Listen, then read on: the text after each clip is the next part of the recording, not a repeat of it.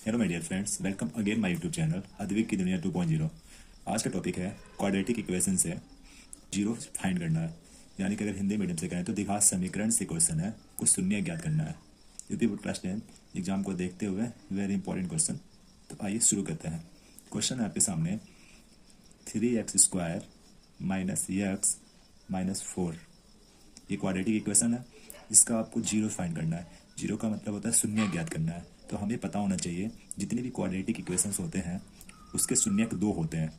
आइए फाइंड करते हैं। 3x² minus x minus 4 equal to zero ले लेते हैं। ये आपके सामने क्वेश्चन है।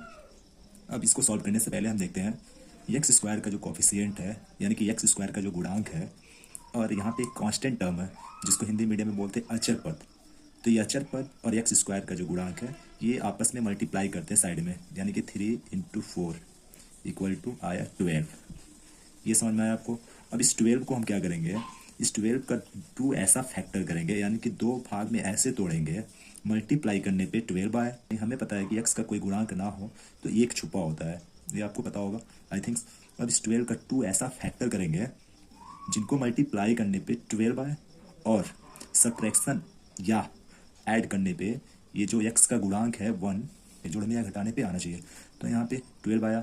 अब हम दो नंबर ऐसा लेते हैं, जैसे कि मान लीजिए मैंने 4 ले लिया और दूसरा 3 ले लिया। इन दोनों नंबर का मल्टीप्लाई करने पे हमें मिल जाएगा 12। ये तो कंफर्म हो गया।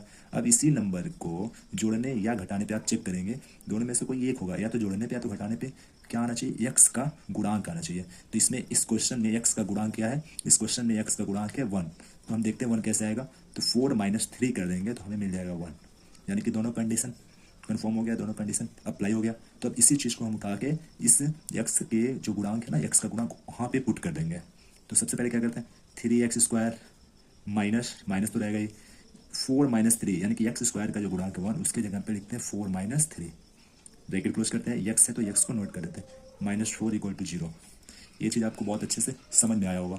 अब हम क्या करते हैं, इसको सॉल्व करते हैं आगे की तरफ। 3x² माइनस 4 का मल्टीप्लाई एक्स में करेंगे तो 4x हो जाएगा। और ये माइनस जब ब्रैकेट के अंदर जाता है तो माइनस और माइनस दोनों में मल्टीप्लाई होता है तो वो प्लस हो जाता है। जब भी माइनस ब्रैकेट के अंदर जाएगा, यानी कि ब्रैकेट को तोड़ेंगे तो प्लस को माइनस बना देगा, माइनस को प्लस बना देगा। ये आपको पता होना चाहिए। तो माइनस यहाँ पे हो गया प्लस, और यहाँ 3 है तो 3 को नोट करेंगे और एक्स का मल्टीप्लाई कर देंगे। फिर ऑलरेडी -4 है, इसको एज इट इज नोट कर देंगे। इतना आपको समझ में आया। अब आते हैं आगे की सोल्यूशन पे। अब क्या करेंगे, दो दो का पेयर बना लेंगे, यानी कि ये 2 टर्म्स है, ये 2 टर्म्स है। हम देखते हैं इन दोनों टर्म्स में कॉमन क्या है। कॉमन का मतलब उभयनिष्ठ क्या है, यानी कि दोनों में आना चाहिए। तो अगर देखें तो इसमें एक्स है, इसमें भी एक्स है, बाकी कोई नंबर कॉमन नहीं हो रहा, तो हम ओनली फॉर एक्स कॉमन ले लेंगे। तो बचेगा क्या, 3x, एक 3 बचा और एक्स ऑलरेडी बच गया, माइनस इसमें क्या बचा, ओनली फॉर 4, ब्रैकेट क्लोज। अब क्या करेंगे, प्लस इसमें कुछ दोनों में कॉमन दिख नहीं रहा, तो कुछ नहीं कॉमन होता है तो 1 हमेशा होता है, हर एक नंबर के साथ 1 मल्टीप्लाई में होता है, इसलिए 1 कॉमन ले लेंगे। तो यहाँ बचा 3x - 4 equal to 0। I hope आपको यहाँ तक बहुत अच्छे से समझ में आया होगा। आइए अब आगे देखते हैं। अब देखिए यहाँ पे दो ब्रैकेट आपको सेम दिख रहा है, ये और ये दो ब्रैकेट सेम है ना। तो जब दो ब्रैकेट सेम होता है तो उसको एक बार नोट करते हैं, यानी कि 3x - 4 को एक बार नोट कर देंगे। अब बाकी जो बचा उसको एक ब्रैकेट में नोट कर देते हैं, इक्वल टू 0। यहाँ पे दो ब्रैकेट आपको दिख रहा है, ऐसा है। यहाँ तक समझ में आया आपको। हम आगे सॉल्व करते हैं, यानी कि जो एक ब्रैकेट है ये, इसको एक बार लेते हैं 0 के साथ और इसको एक बार 0 के साथ लेते हैं। तो 3x - 4 इक्वल टू 0 एक बार, कॉमा दूसरी बार x + 1 इक्वल टू 0। ये आपको समझ में आया होगा ये। अब हम क्या करेंगे, 3x ये क्या है, क्या बोलते हैं इसको, वेरिएबल है, वेरिएबल को हम इधर छोड़ देते हैं, कांस्टेंट को हम उधर लेके जाते हैं 0 के साथ। तो ये माइनस है, माइनस हमेशा इक्वल टू के जब उधर जाएगा तो माइनस है तो प्लस हो जाएगा, प्लस होगा तो माइनस हो जाएगा, यानी कि ये माइनस है, इधर जाएगा तो प्लस हो जाएगा।